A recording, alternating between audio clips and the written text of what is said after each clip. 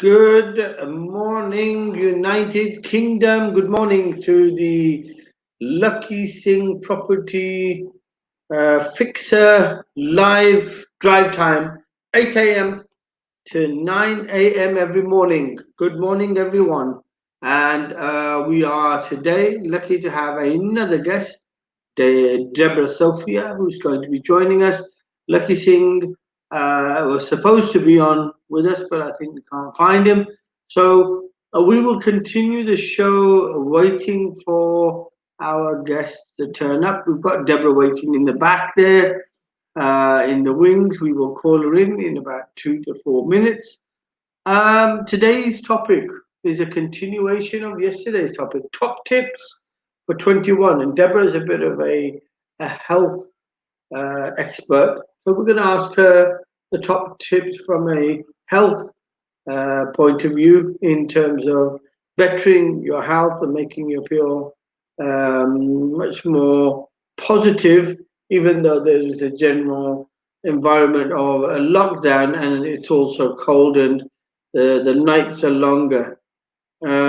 So yesterday we were talking about lots of other things to do with mental health, the way that the government, and we had a lovely lady on from Netherlands. She was telling us, what was the young lady? That's right. Monica was telling us about the way that the government of Netherlands is coping with the problem and probably a bit more proactive in providing people mental support in dealing with lockdown and the effects of lockdown. She mentions obviously lots of children, people who just left home to come to university to start their educational careers, but I've been found by a situation which is quite unique and different, even for kids who are probably used to being quite geeky, not having the ability to walk out, run around in the open. It seems very constrictive. So we're going to have Deborah come on in a bit and tell us what it is that she advises as a top tip for 21 in light of the experiences and the knowledge she has. So without further ado, can we please have on the lovely, the wonderful Deborah Sophia. Good morning, VJ Sal. You're on mute there. We can't hear you, VJ Sal. Can't you hear me? I can now. You were muted. Well, I think I put on a mute for some reason. How are you doing? I'm really good, thank you. Yes, lovely to hear your voice. You sound very energetic. Seems like you've either been into therapy or at spa, or you've been out in the woods for a couple of weeks and you've got your energy levels back. What have you been doing? Because you sound really, really energetic, lovely and chirpy this morning. What have you been doing? We've had snow up in the northwest. So we've had quite a lot of snow, which has been nice. But I've been like busy working, really. I've been like seeing how many lives I can impact in the world, and that keeps me going and that keeps me focused, you know. And also, so how many lives have you impacted since we last? It's hard to quantify BTL because what I've realised recently is the ripple effect. And I was recently on a networking call, and somebody on that call said, "I remember meeting you many years ago," and I said, "Oh, really? Have we met?" And she said, "Yeah." She said, "We were at a networking event, and you offered me a hug." And at the time, I felt really wary about taking a hug from a stranger. She said, "But you showed me how to hug and how to relax into it. And you asked me to feel the love and pass it on." And she said, "Ever since then, I've been doing that. I've been offering people hugs when they come into the office, and letting them know that to feel the love and pass it on. And so that really spoke to my heart, because you never know the impact that you're having with one person, and what you sort of impart from your heart to them can go out into the world. I want to impact the lives of millions of people worldwide, at least 10 million people worldwide. Excellent, excellent. Do you think the kissy stick has a place in your life? You think you could use a kissy stick to make an impact? Oh, what stick? The kissy stick. You not heard of the kissy stick? It's a 6-foot long stick. It's got a pair of lips on it, and you use it to keep the safe distance, and you kiss people with it as you go past without breaking the covert rules. Have you not heard of the kissy stick? No, I don't watch television, I don't watch the news, I don't read newspapers. Yeah, it's a new invention by the kissy stick fairy. So you can get the stick. It's 6 foot long.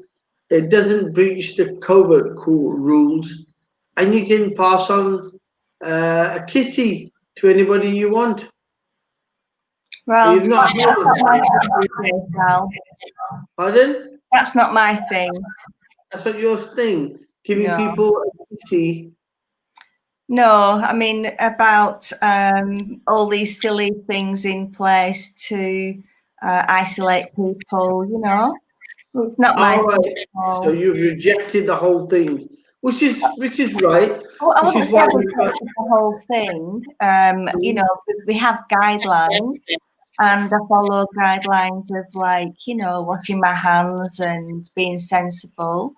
But when it comes to social distancing, and they are guidelines, it's not law, and we have to be sensible about it. And sometimes, if people have mental health issues, what's more important, a low risk of catching something which I'm not going to get anyway because I'm looking after my health and boosting my immune system, or providing support to that person who needs support right now. Like COVID, we have to get things in perspective, and we have to look at the death statistics this year compared with last year. And a lot of the cases are actually being reclassified. So the general flu has miraculously almost disappeared.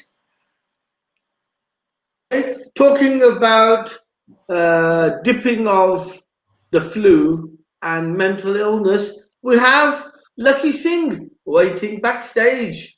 Let's have Lakhi Singh on. Lakhi Singh, good morning, sir, to you.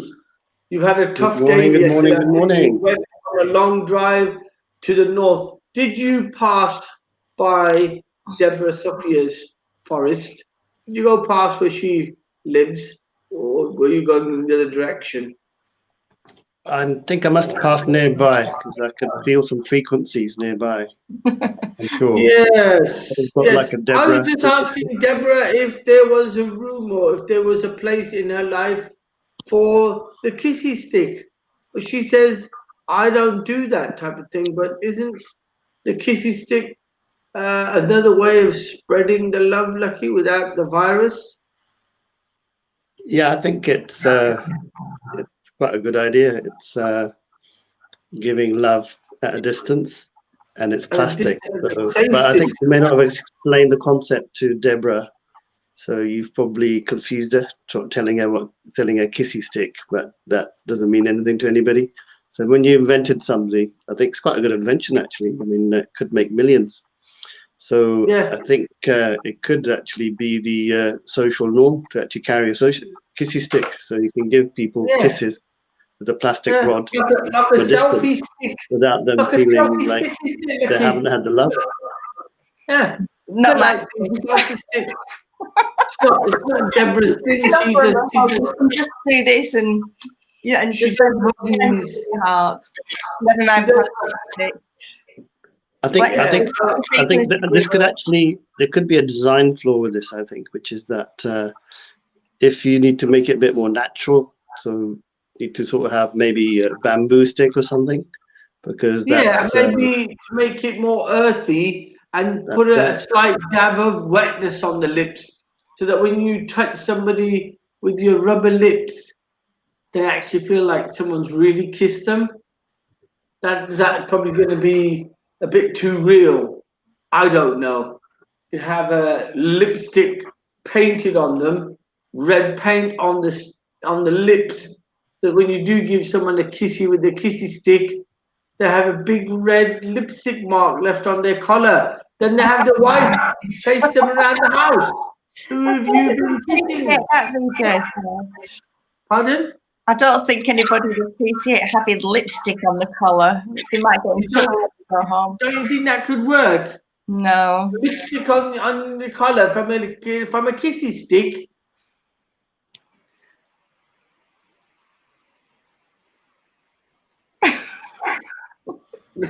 Right.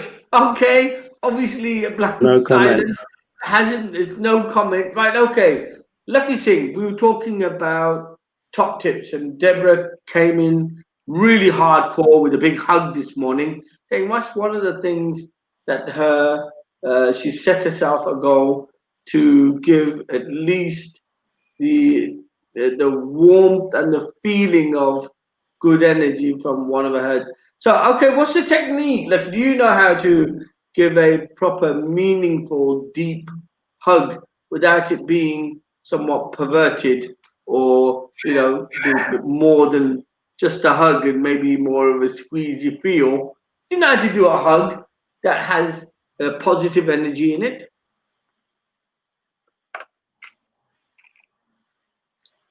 You're on mute, Lakhi. He's on mute. I think he's talking. He's probably talking. I think there's 3 or 4 important techniques. Old age. First technique is that when you hug infinitely. So you're not meant to stop the hug. The hug can continue. So. Oh, right. Okay. It doesn't need to feel comfortable. So a hug could last 4 or 5 minutes. So it's infinite. And maybe a bit weird if you met somebody for the first time, you don't know them. That could be a bit awkward. But with the family members, certainly, like your kids or your parents, I think hugs are infinite. So you basically hug and you give the love, and the hug could last 5-10 minutes. So that's rule number 1. Mm-hmm. Yeah. Rule number 2. Can I just say something on that point? Yeah, let's get the expert in, the hugging expert. Yeah, I am the hug. I reckon this is going on the edge of perversion, isn't it? I mean, going to 5 minutes trying to squeeze someone, that doesn't make sense. Deborah, what do you say? Well, what I say is that you just said that you'd find it weird hugging somebody that you'd just met. I do that all the time. I offer people hugs when I'm Excelente. I like that. I find handshakes very formal, and it's the intention behind it. So I just say, I'm Deborah Sophia Magdalene. Would you like a hug? And so I always offer, because not everybody likes to have a hug. But I can imagine myself, because I've got quite a poker face. I could quite easily pretend like I'm not enjoying it and say, thanks, Deborah, but I could actually be thinking lots of thoughts while I'm giving you a hug. Do you reckon you'd feel that energy? Oh, you do.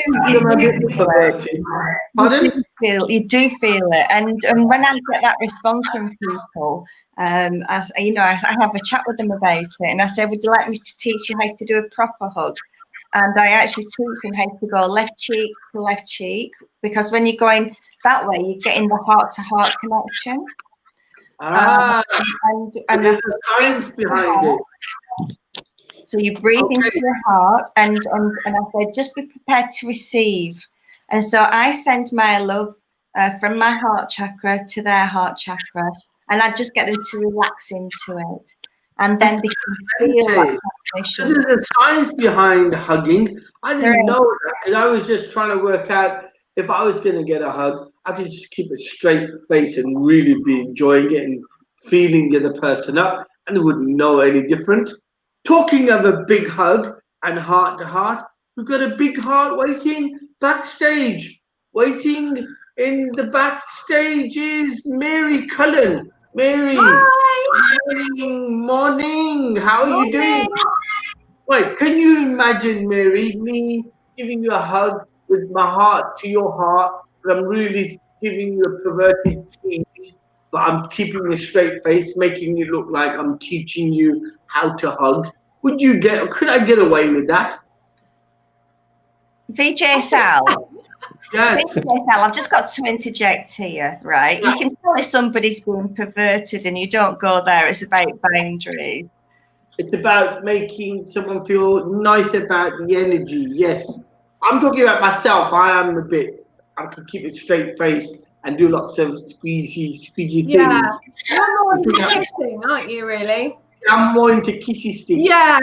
Just you go straight in for the kiss. Yeah. I think we've got to keep our distance from VJ Sal. Pardon? I think we've got to keep our distance from VJ Sal. Yeah, not due to the pandemic, just under normal circumstances. Just generous.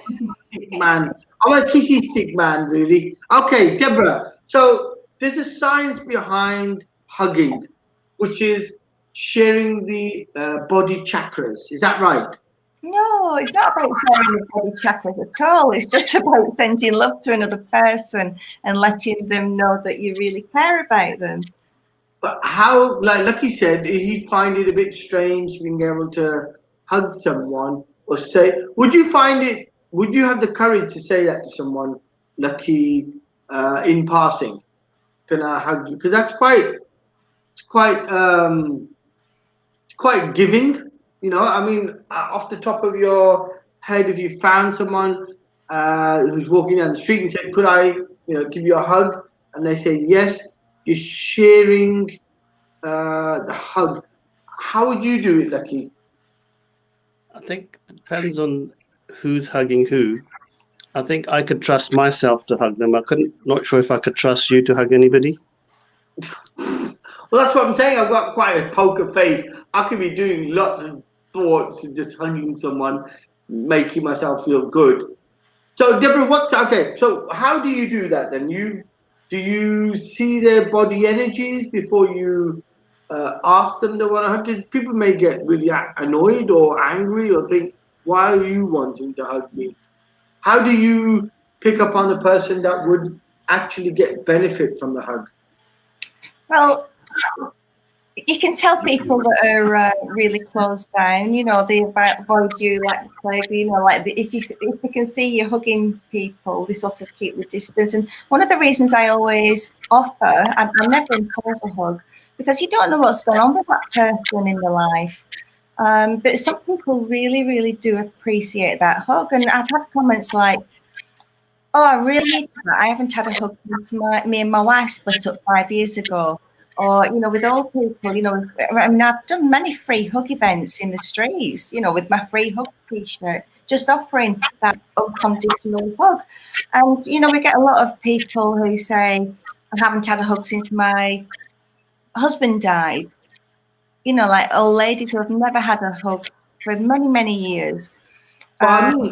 Mary was on yesterday. She was talking about the same thing in terms of not having been able to even hug her dad when she went over to Ireland. It was a bit frustrating, but having to accept that's the way it is. So is that what you feel, Mary? I mean, is a hug something that just brings in good energy to you, getting a hug from someone? Would you be able to take a hug from someone random on the high street? Well, I grew up in Ireland, so we didn't hug or kiss. When I moved to England, I thought it was really weird how people you wouldn't know or people you met a few times would come up and kiss you or hug you. It's not really our culture as much, I would say. And then I'd go home and try and kiss my family, and they're like, "What are you doing?" Like, that's you've got to come back out of that place. What's wrong? So When I lived in Montenegro for 8 years, up until about 4 years ago, and there everybody kissed 3 times, men and women. This is what Monica was saying yesterday as well. She said, since they've got this environment where there's change and you can't really get too close to people, you can't hug, you can't kiss, you can't touch, that certain things that come into their culture that's become norm starts to seem questionable now. As to, she was saying the same thing, wasn't she, yesterday? She said that in her culture in the Netherlands, people actually meet and strangers, but they're giving each other a kiss on the cheek 3 times or something. And she said it wasn't something that she actually found was normal. She didn't really like it, or it wasn't seen to be correct. But people were doing it because everybody else was doing it in the Netherlands. And now that they're not doing it, you actually start questioning certain things as to, is this right? Should I just be kissing someone on the cheeks randomly? So it does, I mean, there's lots of questions that come up because of that. But I think there's also that feeling of emptiness that must be in lots of people's lives because of the traumas they're going through, because of the traumas they may have suffered.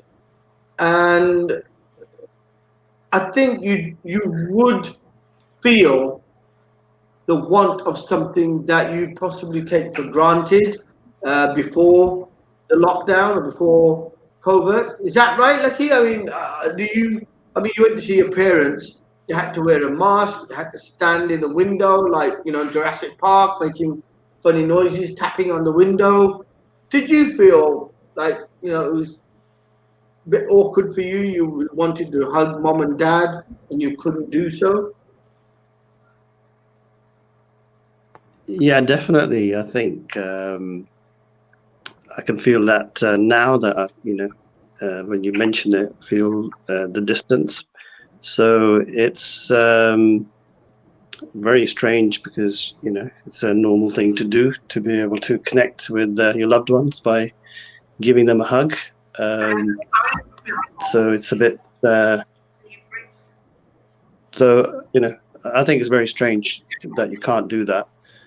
But going back to the topic about hugging random strangers, just to clear the point, I actually do meet people. I do hug random strangers, but it's more making the point that I wouldn't be hugging them for 5 or 10 minutes because that might be a bit awkward. But I do. I'm quite happy to actually meet people and hug them, and because my intentions are very pure, because I actually like to make people feel good. I want to make them happy, and so if it's a case of mixing in with the culture. So when I lived in Italy for about 5 or 6 months, the tradition is that you kiss people on both cheeks, and in certain parts of Italy, the men kissed each other on the cheek as well. So that was a bit different culturally because I've never really done that before. But if you did it, it felt a bit strange. So I don't know. I think you get used to the environment you're in. But I think it's a good thing. I think if you can connect at a soul level with people, regardless of their gender, their age or whatever, and you can give them true love, it can only be a good thing. Okay, so before we go over, Mandy, what's his name? Amar Ali, John Smith, Meena Kapoor, and Vishan, and a few others, all giving a big shout out. None of them giving hugs at the moment, but they're giving a big shout out. Okay, Deborah, moving on. I've got the kissy stick, you got the hug. So the question I was asking before, I was trying to work out how I could handle giving someone a kiss because I've got a bit of a poker face. I wouldn't let them know what I'm actually feeling. Tell me, is there a science? Is there actually a science also behind? You say hugging someone on the left side that keeps your heart chakras connected. Is that right? Yeah. Yeah, when you go left cheek to left cheek, you've got the heart-to-heart connection. and it feels very different. You can experiment with, somebody that you know, and going one way. Because I always used to be a hugger from the right cheek to the right cheek, which a lot of people do that automatically. But actually, when you go the other way and you do get that heart connection, and it's like you're transmitting your love to them, and it feels very, very different. And I teach like different types of hugs, and each hug is very different. So, for example, you can do like a big and really feel you can send that resonance to somebody else, and it can be a really healing hug. Okay, so did I hear you? Can I suggest something? I think this is quite a critical point in Vijay Sal's life, and because he's getting sort of like a comprehension of how it's done now that he's aware, why don't we all send Vijay Sal a virtual hug to see he can feel the love? Because are virtual hugs allowed, Vijay Sal? Are you not going to get rid of those? I've got a bit of a poker face, so I may just be getting different type of vibes, but I'm happy to take them all. Give them to me. Are you supposed to make that sound as well? We're sending you love. Oh yeah, I can feel it. I'm feeling it. I'm definitely feeling it. Somebody's probably squeezing me more than they need to, I think. Okay, so that's me, mate. That felt different. Deborah, did you give me an extra squeeze there? I felt your extra squeeze and you hugging me. Did you do that? I miss a gentle one. Oh, yours is a gentle one. Who was squeezing me more than they need to? Was that you, Mary? Are you trying to squeeze me more than I need to? Yeah, definitely. You were squeezing me. I think you're trying to get my kissy stick out of my back pocket. Is that what you're trying to do? Yeah. Excellent. I'm into smiling. I smile as well. I don't know if you smile. Okay. Right, okay. Pardon? I just want to point out the benefits of hugging, because it raises your vibration. It increases like endorphins and the happy hormones in your brain. It makes you feel better. It can lift people out of a depression. So there are some real tangible benefits to hugging. So it's not something that I just do for the sake of it. I do it because it makes a difference. And I do it because it transmits that love just to another being. And you never know who might need it just in that moment. And everybody needs that physical touch, because one of the sad things about this isolation at the moment is that we have something called a failure to thrive syndrome. And if babies don't receive physical touch in the early months of their life, they can actually die through that. It's a proper syndrome. And we're finding the same thing at the moment with elderly people, because they're not getting these physical contact. A lot of them are on their own, and people can die of that. So it's really serious, so we can come up with gimmicks like kissy sticks about social distancing, but actually, when we look at it from a humanitarian point of view, sometimes it's better just to hug somebody. They really need it. And it's about being sensible. What we've got is, there's very, I think we were talking about this the day before yesterday as well, that things are going back to basics. It's right, everything's going back to basics. And those people who can't recognize the basics are probably the ones who are going to be affected the most. So, Mary, tell me, of all the things you said yesterday, I think one of the things you said was going out for very long walks, wasn't it? And it's something you probably haven't done for a while. Is that correct? Well, I do quite a lot of running, and I'm quite fit, so I'm always out, to be honest. But I've suppose I've been taking my children out more for walks. Yeah, the kids out, that's right. Yeah. But we were doing yeah, we were talking about how obviously at the moment it gets dark really early, so you have a small window before 4 o'clock to go out, really. And important is to get out, for everybody to get out at least for an hour a day walking. Right now, I think that is banner, really. Coming out of all this, I think that's an important tip. I think one thing everybody should try and do, and this is coming from Mary, coming from Deborah's conversation, coming from Lakhi, somehow everybody's got to take the effort to just go out. It's just therapeutic just to step out, even with all the paranoia that's being spread around, just to step out of your flat, out of your house, out of your wherever you're living, at your dwellings, just stepping out and getting a breath of fresh air. I think that is itself an excellent tip for the new year, and an excellent way of trying to keep yourself focused and healthy for the new year. So Lakhi Singh, can you give me another one of your valuable tips moving on for the year 21?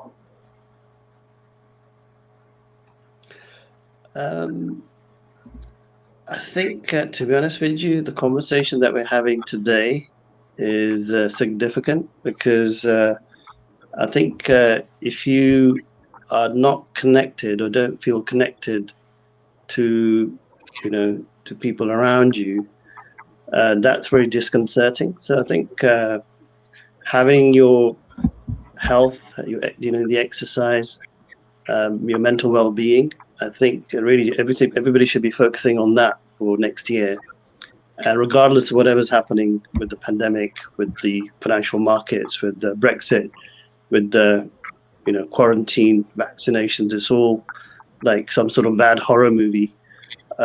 So I would actually not buy into the horror movie, but to live your life, because things have been a lot worse. We've had we lived in caveman times when we had no cars, no ability to travel anyway. You were stuck in your cave anyway, and you had to go and hunt, and you didn't have had to make your own tools. So just pretend you're a caveman or a cave woman. Probably more back in Lakhi's early days of cavemen. I was born probably a bit later than that, but we didn't have caves, and we had cars. But Deborah, tell me, because you took a big plunge from the mad city, from the concrete jungle, got dropped into the jungle. You had an out-of-body experience, I'd call it, where you saw things around you, and I think you called it, was it an awakening? What was the actual definition you gave? So you could see the universe, is that correct? Well, I could see reality, like what we're living in a virtual reality simulation, and we think that this is real. And there's so much more to these physical bodies. We're multi-dimensional beings. And so, and at this moment in time, we're going through a process of awakening. And this is what this whole situation is about. People are waking up now to who they really are. And so going into 2021, it's about coming back to yourself, going deep within, not looking for things external to yourself. We can have the shiny toys, the cars, the houses, but that does not bring happiness. So it's about going inside and what does bring you happiness. And, I do a talk called The 7 Steps to Happiness, which I won't go through now because we'll do that another time. But, it's about finding those inner resources without having anything external for it to depend on. Because a lot of people say, I'll be happy when I've got that new house or when I'm in a relationship. But no, it's a choice, and you can be happy right now. And that's a mindset thing. And it's about finding the things that bring you joy in life and connecting with those on a daily basis, because by doing that, you're raising your vibration. By raising your vibration, you're changing the vibration of the people around you. And this is how we change the world. this is how we make a difference, by working on ourselves. Can you, Mary, can you relate to what Deborah's saying there? Because I mean, you're a bit of a inspirational talker. You're a bit of a, you've got your new name of MC Femim, but can you relate to what Deborah's saying there? Do you feel that your own vibrations, if you want to call them that, or your own attitude, or the way you are, you're so positive? I think you had a tough 2019, but you come across as being upbeat, happy, energetic. Do you think that rubs off on the people around you? I mean, you've got 2 kids.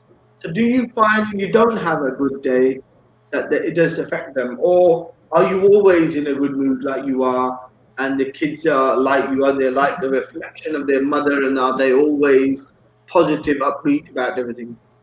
Yeah, I thought what Deborah said was amazing. I totally resonate with that. I personally don't think there's anything called a good day or a bad day.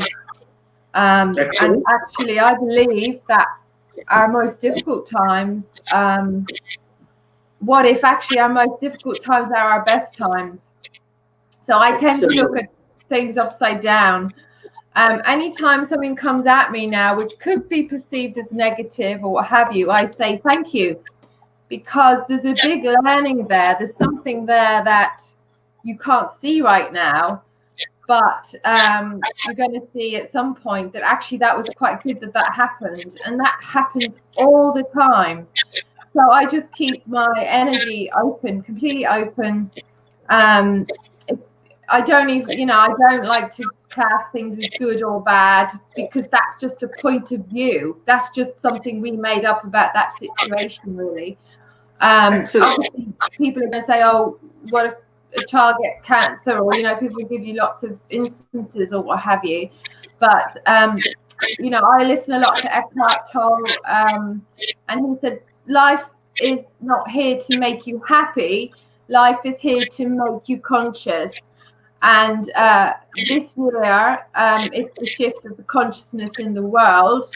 And it's something, I spend a lot of time on reading, listening, talking about. So we can't say there hasn't been a shift. And the shift has gone back to the self. And it's gone back to treasuring and living and accepting every moment. And we were very much in a future culture. When I'm this, when I'm that. So I think a lot of us aren't there now. We're just enjoying just the small things again. And I'm just really hoping, people keep saying, when are we going to get back to what we were? I don't want us to get back to what we were. I don't think we can get back to what we were. We have got to continue to keep open and just have that spiritual side to us. So yeah, complete shift. Wonderful. In the world. I think, okay, good. Yeah. In a different way, Mary and Deborah are speaking the same language. It's a very positive, it's amazing. I probably would expect somebody like Deborah, or somebody, if I hadn't met them and I didn't know their background, didn't understand their strength, internal strength, because it takes a lot of internal strength to reject the materialistic world around you. It takes a lot of internal strength to accept what you've got is as good as you need, not what you want. What do you say? Like, you're in the square mile, you're in that big, ocean of extreme exuberance and opulence, and the evil that comes with money and wealth. How would you ever perceive meeting someone as wonderful and energetic and positive as Deborah or Mary in the square? Have you found people like that in the square mile? When you're walking around, do you find people with that type of attitude?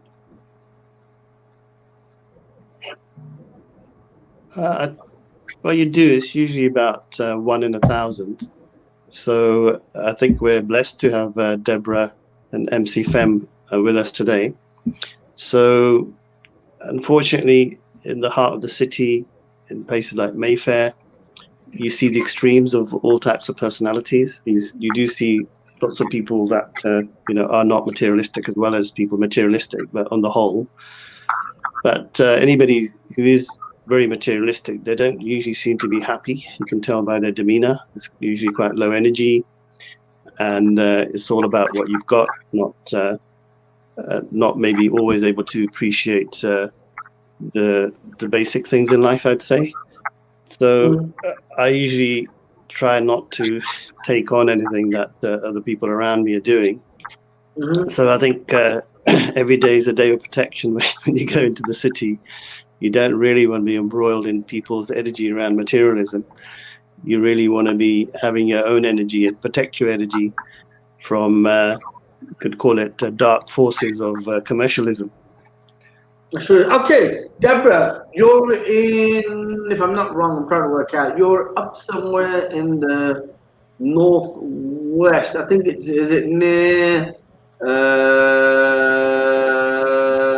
Manchester? That's right. Okay. Rochester. Okay. No, Lancashire. Lancashire, that's right, Lancashire, right. Okay, tell me, how do you perceive of material things around you? I know, look, you're into alternative health. You've got this wonderful sense of, using lots of different oils and stuff, and using them to calm your senses and balance the body energies. How do you deal with the rest of it, though, the madness around? Because even if it's a little town up in the north, there's madness there as well. There's cars and there's traffic and there's greed there as well. Greed is not limited to the square mile or to the people in the big city. I'm sure greed is everywhere. How do you reconcile that? How do you deal with materialistic things? How do you deal with that? How do you not buy a pair of nice jeans and decide to wear just a pair of A jeans? Well, for a start, everybody's different, and there's no right or wrong. There just is, right? And we have to get away from this duality thinking, because, and being in judgment. For me, materialism isn't important, but I just want to pick up on one of the things that we said about the evil that comes with money and wealth. Because money and wealth itself is not evil. That's a valid point. I think it was made. We could be brought up with these sayings, money is the root of all evil. And what that does, it puts in place a poverty consciousness, and it stops people from actually becoming who they can be and really standing in the power. Because, through society, we're sort of conditioned to play small. And so I have a certain amount of respect for people who are really wealthy, because they've got past that. They've got past those limiting beliefs. But then what other limiting beliefs do they have in other areas? Because, we've all got them. So for me, it's not important, but I don't think it's wrong. If I want to buy something, I will do. I shop a lot in charity shops. I love bargain hunting. But equally, I like to have some really nice signature pieces. So I've got a capsule wardrobe. So if I'm presenting on stage, for example, I've got something really nice that I can wear and that I feel good in, like bamboo ethical clothing, right? So there's nothing wrong with wealth. Okay. It's what you do. It's easier to help the world by being wealthy than it is by being poor. There's a wonderful thing there. I think it was said once before. We had a lovely lady on a few weeks ago. She said, well, money isn't evil. She said the same thing. Actually, with money, can you do good, which is the way to look at money.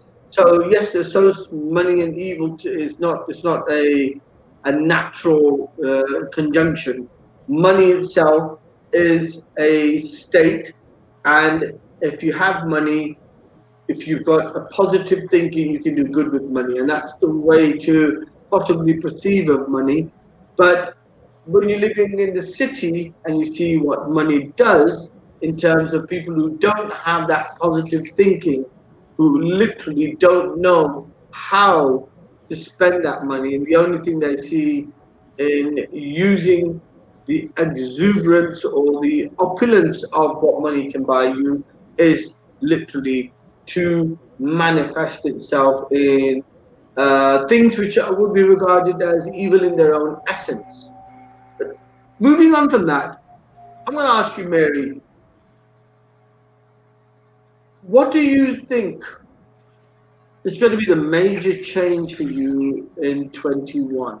What do you think has changed since 20 into 21? How are you changing the way you look at your business, the objectives you probably would have set yourself previously? Are you now changing and remolding your thought on business because of what's happened? Yes, somewhat, I would say. I'm probably going to give myself an easier time, really. And I'm going to try not to, we can't control the situation, so I'm going to try not to control the situation, really. And I think it's too early days, really. I think, I use energy manifestation, stuff like that more in my business, I suppose, than I have goals, I have things I want to achieve, but I do feel they have shifted in the last year. And so, I would say this. Excellent. Okay. So what we've got is we've got this change of understanding, and I think somehow, for whatever it is worth, we are being made to rethink and re-evaluate ourselves. Before I go on to Lakhi Singh and ask him how he has re-evaluated his own personal self and his business, and whether he has come to any realization about what he has been doing before and what he should be doing now. A big shout out from Neil Soha and from Leslie, I think it's a Leslie Court, is it? I've got Amrit Gujar, Julie Ford, and a couple of others. And Julie Ford says a shout out to everyone in name. So in particular, Deborah and Mary, Lakhi, and I think I'm somewhere in there as well. Okay, let me see. What is it that you have had to re-evaluate in yourself since 2020, or whatever's happened this year? What have you had to re-evaluate about yourself? So I think the major challenge, this year has been more, around mental health, because I think there's a stat that I think Deborah and I were on a conference call with somebody who's quite interested in some of the work that she does, a gentleman called Asif Mohammed, and one of the points that he raised yesterday was that 70% of the US population now have some sort of major mental health because of the COVID-19 spread. Now, what does that mean in real terms? In real terms, I think I must have had COVID-19 at the beginning part of the year in January time or February time.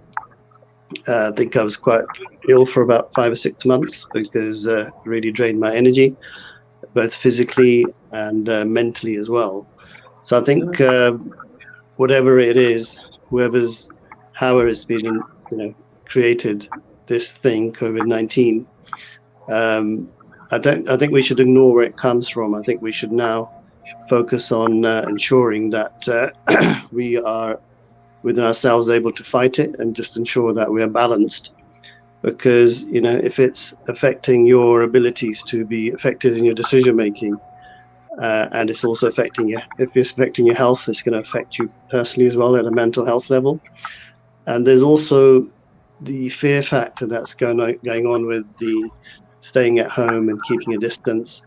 There's a lot of mental anxiety and depression, the isolation causes to people, especially in a very sort of secular society. Mm-hmm. So for me, I think the biggest challenge this year has been to try and get my health back up to par.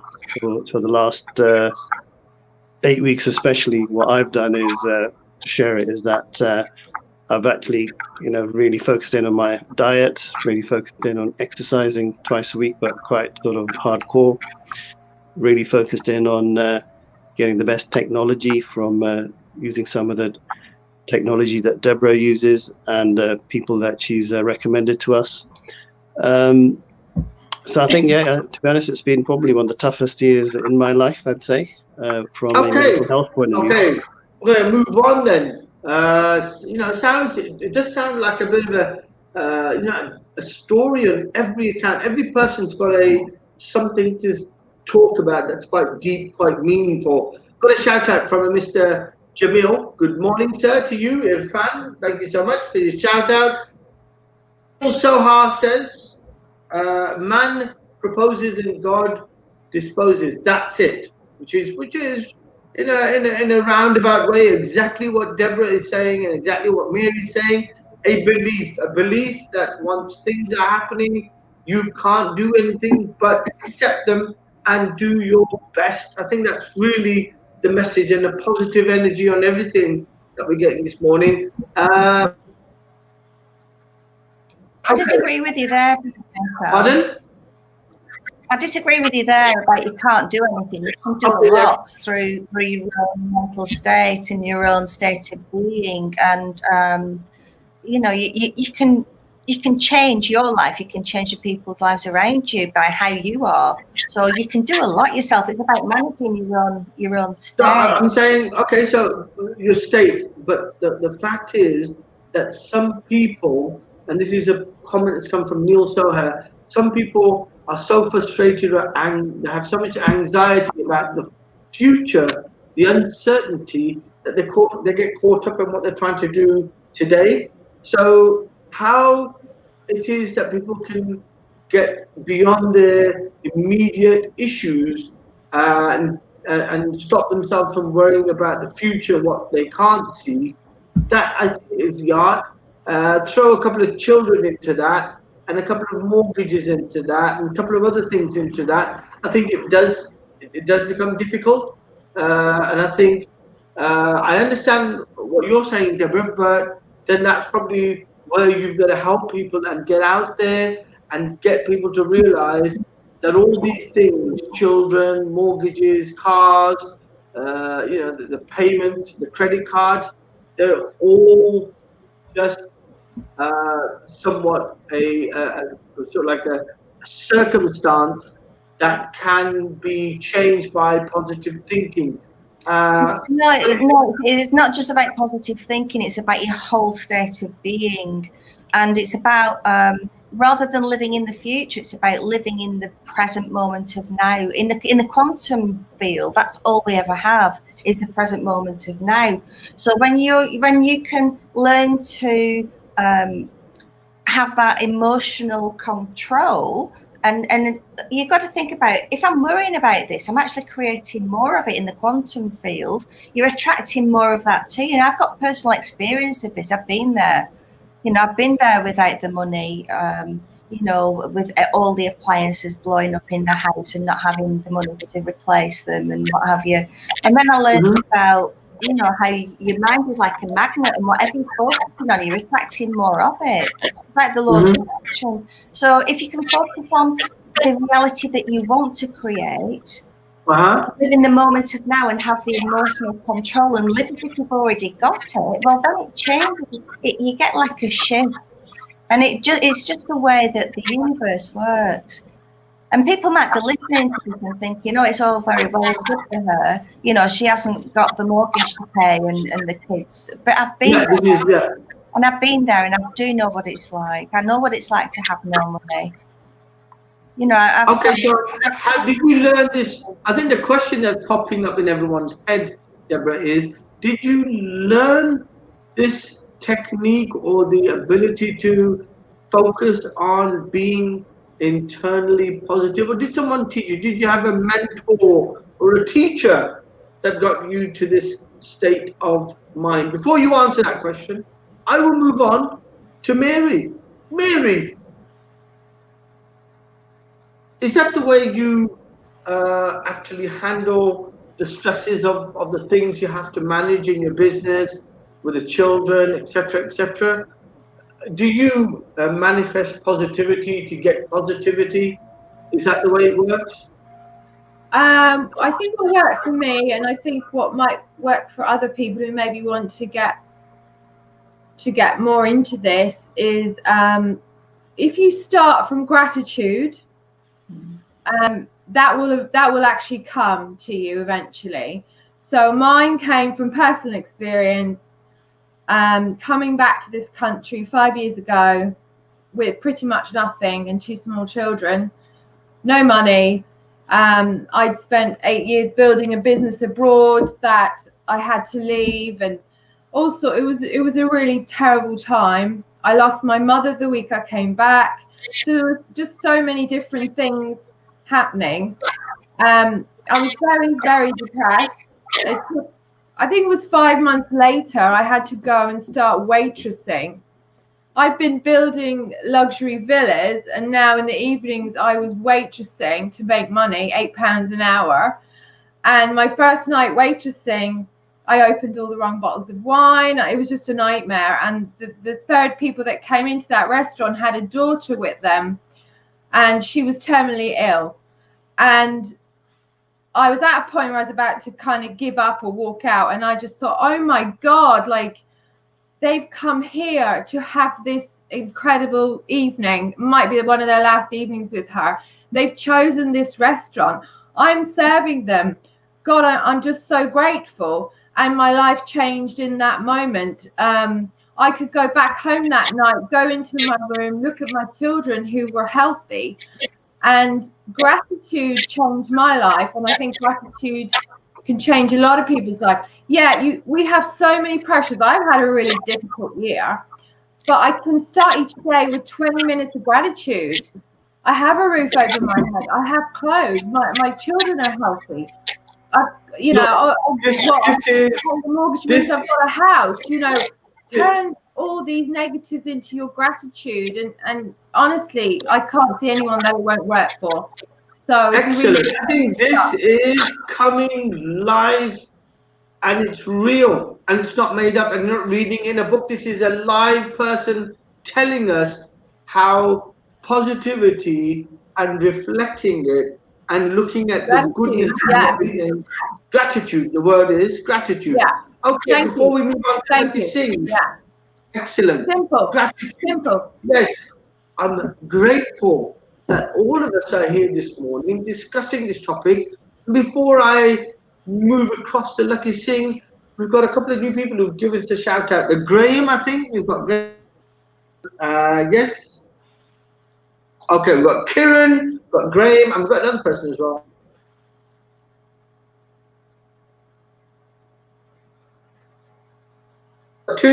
Another person. I'm sorry we've not been able to read out everyone's messages. We've got lots of people watching us today. I think the 2 young ladies have attracted a lot of attention. Can't be me, and it's definitely not Lakhi Singh.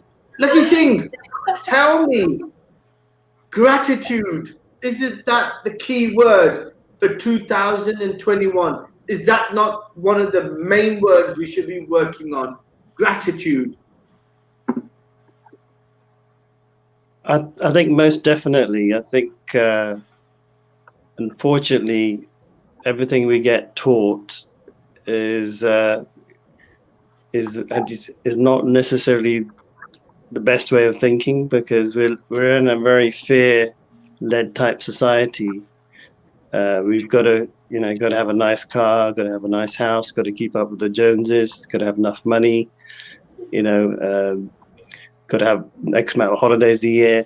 So I think having gratitude for and appreciating whatever you do have, doesn't matter how much or how little you've got, having that type of thinking and actually really embracing it and actually making it true is really, really critical. So I'm sort of somewhat blessed as a reminder of this, because you need to sort of practice it. It's a bit of an art to have gratitude and really rejoice with all the things you do have. Because you're the one who's actually sort of put focus to today. So I'm normally the one who makes the moves, but today Deborah's actually brought back some reality to the topic. Tell me, is the word... No messing with Deborah, mate. Yeah. We've got MC Femem taking over my show. I've got Deborah now taking over my show. But Deborah, tell me, is the word gratitude, or is there a better word to describe the way to come into 21 being positive? If everybody focused on gratitude, there wouldn't be any mental health issues. Tell you that now. It's so powerful. It melts away every single negative emotion. It's super powerful. Excellent. So I'm going to rely on my kissy stick. The kissy stick allows me to be grateful for everybody 6 foot away from me, and I can touch them with my rubber lips and be grateful. But I think today's topic is actually, if anything, tomorrow, remember, it's the new year of 21. We've got a 1 minute silence at 8:10 to 8:11. So please, everyone, join us. Everybody on YouTube watching us, do come and join the group. And I think the key word for 21 for me today has actually focused me on thinking the word gratitude. Mary, I am grateful to you for making me see what I couldn't see. Deborah, I'm even more grateful to you for finding and showing me the light. I've got to start looking internally inside myself, and I've got to get rid of the weirdness that I carry around. Lakhi Singh, as usual, the man, the mover, the shuka, the ruka, the fruka, the gentleman who is the mover and the shaker. See you tomorrow, next year, 21, 8 a.m. to 9 a.m., where we will have the 1 minute silence for all of those people who have had an unfortunate incident this year, to lose someone they love, to have seen and experienced the issue of the virus, and obviously those people who are just finding it hard to get that understanding of what. And I think, Deborah, can we have a show with you literally telling people how to find that element of gratitude, how to find that place that you're in? Because that's a wonderful place. I would love to be there, not in terms of literally be there in the north, gratitude terms. Take care. See everyone tomorrow, 8 a.m. to 9 a.m.